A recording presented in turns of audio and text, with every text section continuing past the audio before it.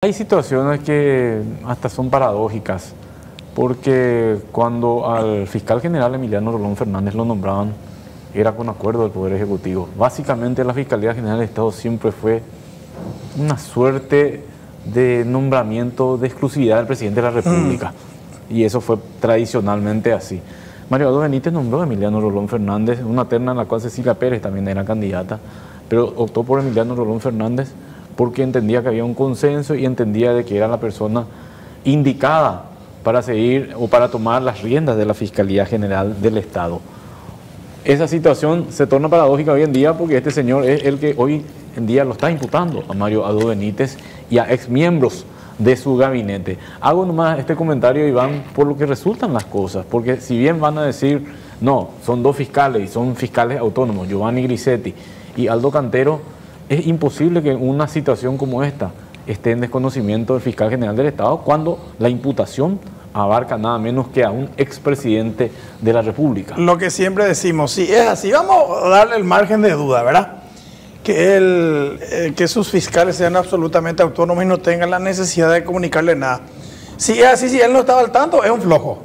No creo. Es un flojo, un inútil, porque no puede él no saber, por ejemplo, que sus fiscales estaban preparándose para imputar a toda la cúpula gubernamental anterior, del expresidente para abajo. O sea, ese tipo de cosas que no le hayan comunicado, me parece, si fue así, me parece que el fiscal general es un flojo y es un inútil. Sí, así. Ahora, yendo a lo otro que dijiste, me parece imposible que no le hayan dicho o que esta imputación no se haya presentado sin su consentimiento.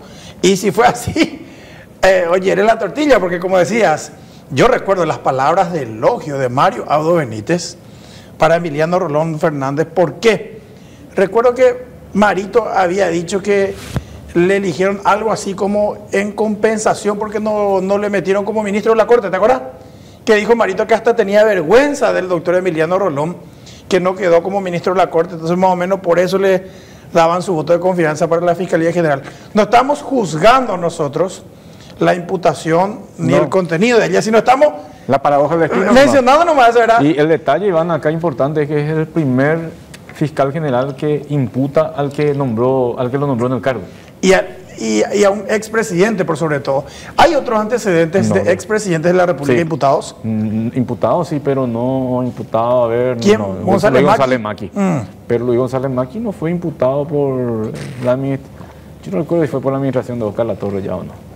Pero él no lo nombró a Oscar Latorre en el cargo, a eso estamos hablando, del presidente que haya nombrado y que después ese fiscal general lo haya imputado. Insistimos, sabemos que no es él el que firmó la imputación. Claro. Lo firmaron Giovanni Grisetti, Aldo Cantero, pero jamás van a ser en desconocimiento de su superior, y esa es la paradoja del destino. Y después la jugada estratégica también. ¿En qué momento se presentó la imputación? ¿En qué momento? Y aparte, yo creo que históricamente esta es la imputación más relevante en el ámbito político-jurídico, porque le están imputando a prácticamente todo el gabinete saliente, o a una parte de él, en realidad, la parte más importante de ese gabinete. Carlos Arregui era director de CEPRELAD. No, está el Ministerio del Interior, Ministro de Anticorrupción, CEPRELAD.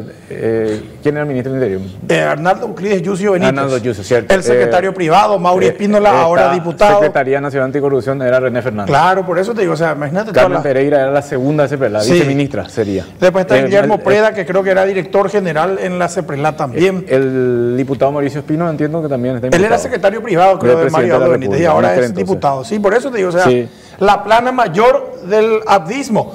Cote que Mario Abdo, Cote que digo, Arnaldo Yucio, René Fernández, Arregui, no son colorados, ¿verdad? Pero claramente identificados con el abdismo. Era el gobierno del abdismo en aquel entonces, hay que decir.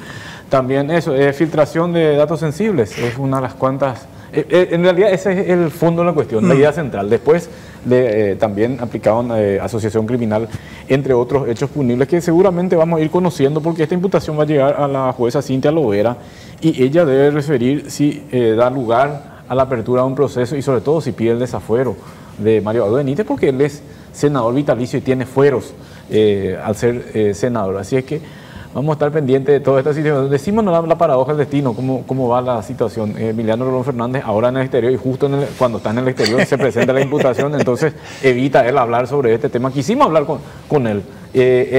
Ariel Espinosa se comunicó con él y le respondió que estaba haciendo gestiones de cooperación internacional y que volvía el fin de semana. Entonces con eso yo no estaba diciendo que no iba a hablar sobre este tema, pero obvio que está perfectamente al tanto de este tema. Y que hoy hablamos con él a la mañana. Sí, y vos sabés, es también el momento en que se presenta, hasta eso digo que fue estratégico. ¿Por qué digo? Porque él está de viaje, porque hace la entrevista sobre un tema sensible que también podemos tocar un ratito ahora acá, Iván, antes de desarrollar los temas. Hace la entrevista sobre un tema sensible y posterior a esa entrevista se da a conocer la imputación. Entonces, se evitó que él se pronuncie sobre la imputación al expresidente de la República, Mario Eduardo Benítez. Pero sí, esta mañana ustedes hablaron en ABC Cardinal, en ABC TV también, obviamente, en la Gran 730, con Emiliano Rolón Fernández sobre una queja muy importante. Sí, sabíamos, ya le íbamos a preguntar sobre esto, claro. Pero evidentemente esperaron. No, porque hay para aclarar la entrevista de hoy al fiscal general del Estado, hecha la mañana en la Gran 730, fue ofrecida por gente de Emiliano Rolón Fernández. O sea, a nosotros nos dijeron, el fiscal general quiere hablar con ABC.